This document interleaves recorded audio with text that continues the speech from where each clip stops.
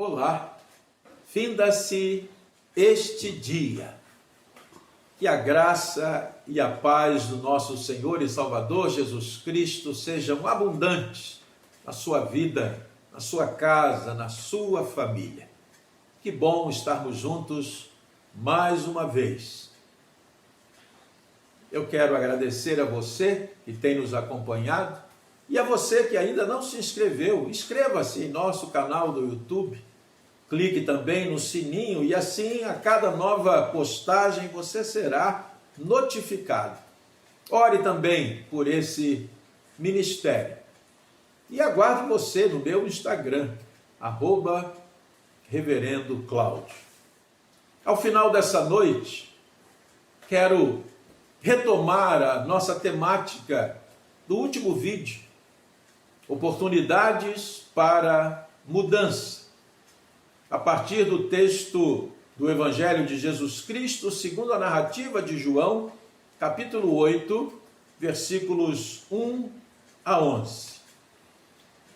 Nós fomos, na vez passada, até o versículo 6, quando, tentado pelos escribas e fariseus para ver como Jesus se sairia diante daquela situação da mulher flagrada em adultério, diante da pergunta daqueles homens, inimigos de Deus, diz o texto do versículo 6, que Jesus inclinou-se e escrevia na terra com o dedo, dando àqueles homens uma oportunidade, uma grande oportunidade para reverem suas motivações, suas atitudes e experimentarem uma radical mudança de vida. E assim também acontece conosco. Quantas situações se apresentam a nós e que podem ser traduzidas por grandes oportunidades para mudarmos o curso da nossa vida debaixo da graça de Deus, do favor de Deus. Mas diz o texto, a partir do verso 7 agora, como insistissem na pergunta, e aqui está algo terrível. Aqueles homens insistiram no mal. Tiveram a oportunidade para refletir, para repensar, para mudar, mas escolheram deliberadamente insistir no mal. Lamentavelmente, alguns de nós assim o fazemos tantas vezes, diante de ricas oportunidades que o Senhor nos dá para mudarmos, nós insistimos no erro, no pecado, no mal, atraindo sobre nós a maldição, coisas indesejadas e que vão repercutir também na vida de quem está ao nosso redor. Como insistissem na pergunta, Jesus se levantou e lhes disse: aquele que dentre vós estiver sem pecado, seja o primeiro que lhe atire a pedra. E agora? O que fazer? E tornando a inclinar-se, versículo 8, continuou a escrever no chão. Enquanto os escribas e fariseus insistem no mal, Jesus Cristo insiste no bem e estende a eles aquela oportunidade inicial para reflexão, para mudança de vida. Uma nova oportunidade Jesus lhes dá para repensarem suas atitudes. Lá no livro de Provérbios, capítulo 16, versículo 6, diz assim o texto sagrado: pela misericórdia e pela verdade se expia a culpa e pelo temor do Senhor os homens evitam o mal. Era o que Jesus esperava daqueles homens. Misericórdia, verdade. Até porque, o que dizia a lei a respeito daquela situação de adultério? Levítico, capítulo 20, versículo 10, é muito claro. E vejam como aqueles homens, escribas e fariseus, transgrediam a própria lei a qual faziam menção diante de Jesus. Levítico capítulo 20, versículo 10. Se um homem adulterar com a mulher do seu próximo, será morto o adúltero e a adúltera. Mas eles levaram à presença de Jesus apenas a mulher, que segundo eles havia sido flagrada em adultério. Cadê o homem? Cadê o adúltero? Cadê o rigor da lei? Aqueles homens, inimigos de Jesus, não estavam interessados na defesa da lei, no cumprimento da lei. O que eles queriam, na verdade, era pegar a Jesus em alguma falha, a fim de poderem acusá-lo, condená-lo. Eles transgrediam a lei que aparentemente defendiam. E o texto prossegue, e diz o versículo 9: mas, ouvindo eles esta resposta e acusados pela própria consciência, foram se retirando um por um, a começar pelos mais velhos até aos últimos, ficando só Jesus e a mulher no meio onde estava. Diante da pergunta de Jesus, daquela declaração de Jesus, aquele que dentre vós estiver sem pecado, seja o primeiro que lhe atire pedra, ninguém escapou. Aliás, ninguém escapa, porque diz a palavra de Deus, e é verdade, que todos pecaram e destituídos estão da glória de Deus, carecem da graça de Deus.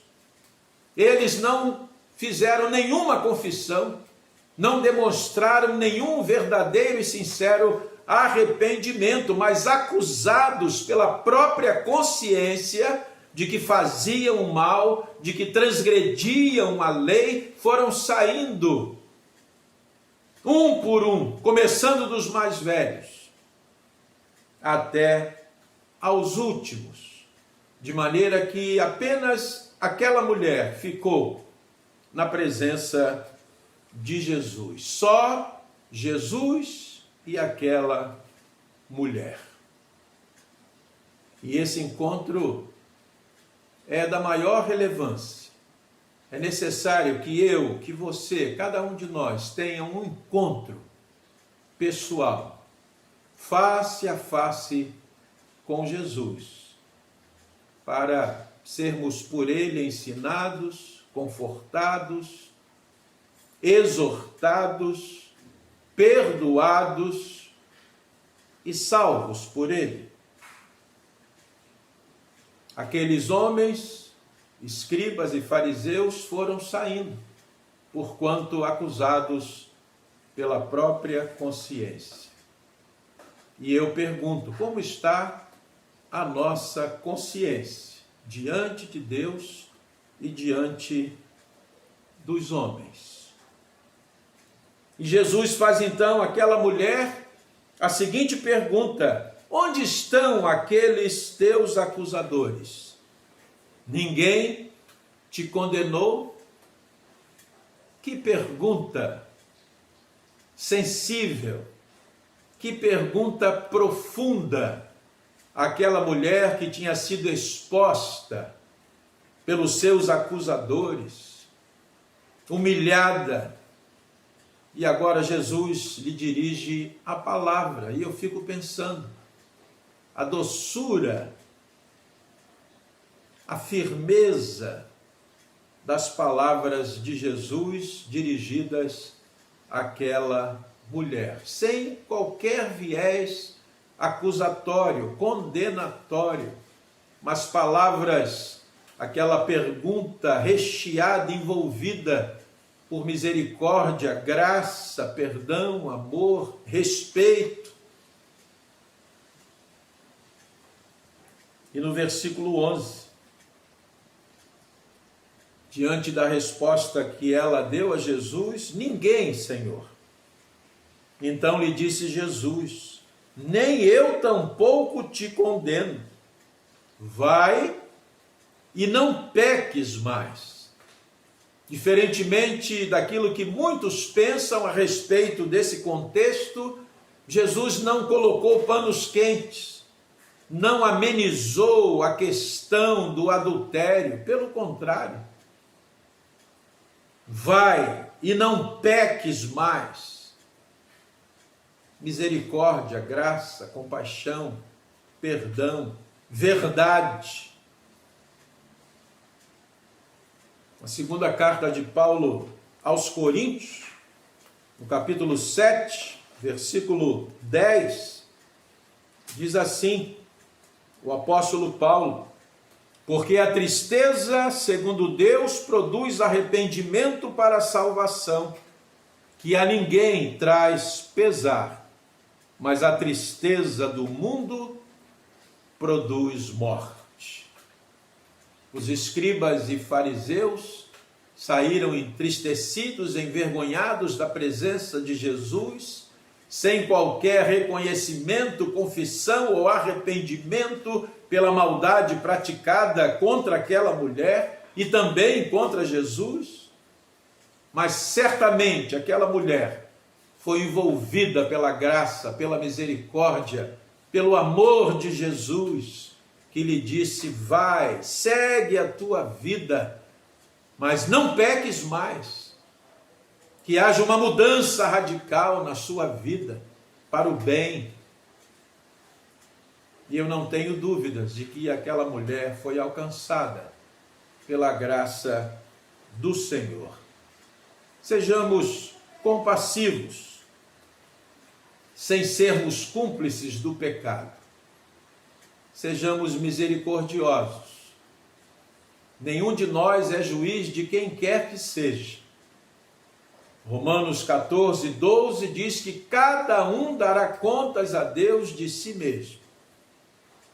Que haja em nós graça, misericórdia, favor, compreensão, consolo, conforto, porque assim Deus tem nos tratado, porque assim o Senhor Jesus Cristo tem nos amado e tem perdoado os nossos pecados. Aproveitemos as oportunidades para mudarmos nossos comportamentos errados e, pela graça de Deus, sejamos pessoas abençoadoras, compassivas, perdoadoras.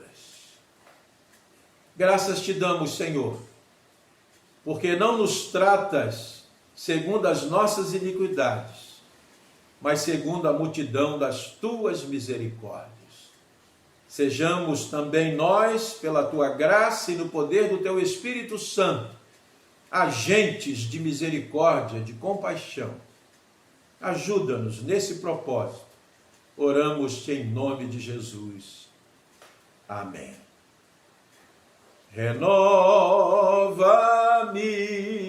Senhor Jesus, já não quero ser igual. Renova-me, Senhor Jesus, põe em mim teu coração, porque tudo que há dentro de mim necessita ser mudado, Senhor, porque tudo que há dentro do meu coração necessita mais de ti. Finda-se este dia. Um bom descanso para você.